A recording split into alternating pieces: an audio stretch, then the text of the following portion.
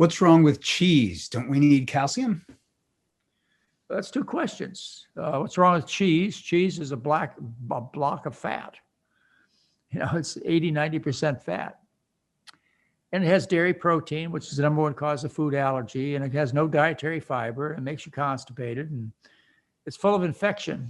Dairy is more infected than anything else that is sold in the food market.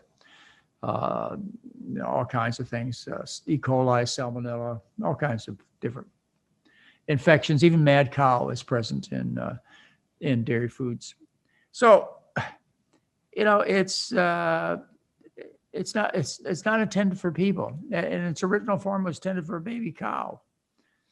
And you ask where you get your calcium. Well, that should be obvious to anybody who just looks around. You must get it from someplace because nobody has dietary calcium deficiency.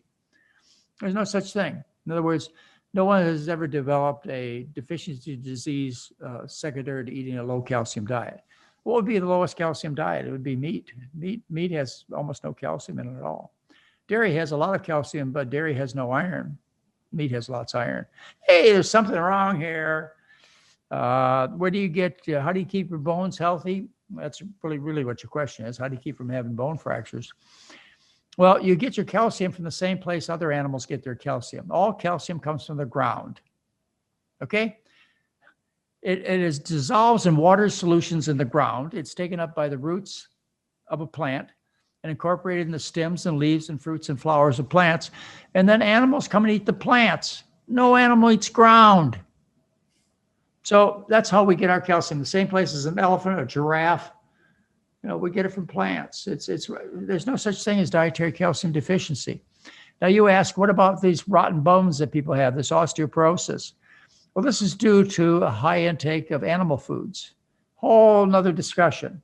But when you eat a high animal food diet, you eat a high acid diet, and the bones neutralize the acid, and they dissolve, and you lose bone strength, and you develop calcium-based kidney stones. What's wrong with yogurt? Yogurt's just another dairy product. What's right with it? You throw a bunch of bacteria in it. You put acidophilus bacteria. Anyway, you put bacteria in it, and these bacteria, are really important for you, but you need a whole spectrum of bacteria, not just the ones that are present in yogurt.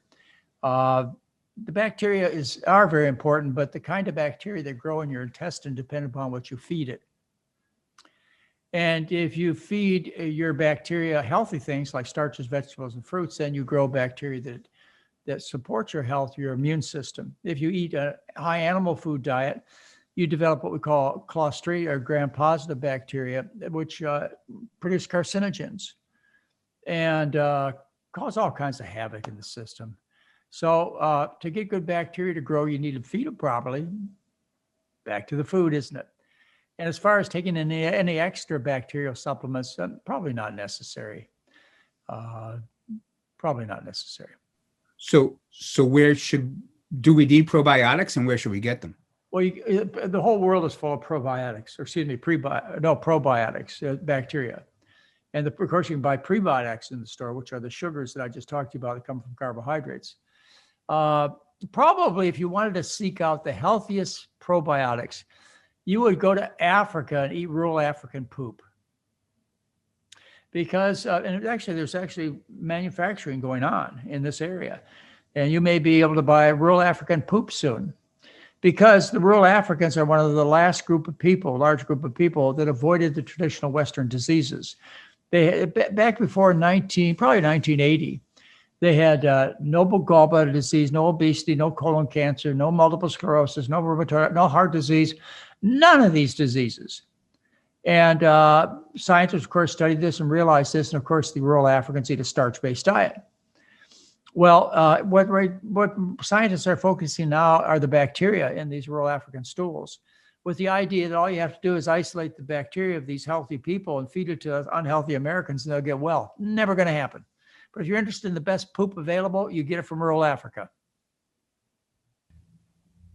A chapter in your book was called The USDA and the Politics of Starch. Please explain what this was about.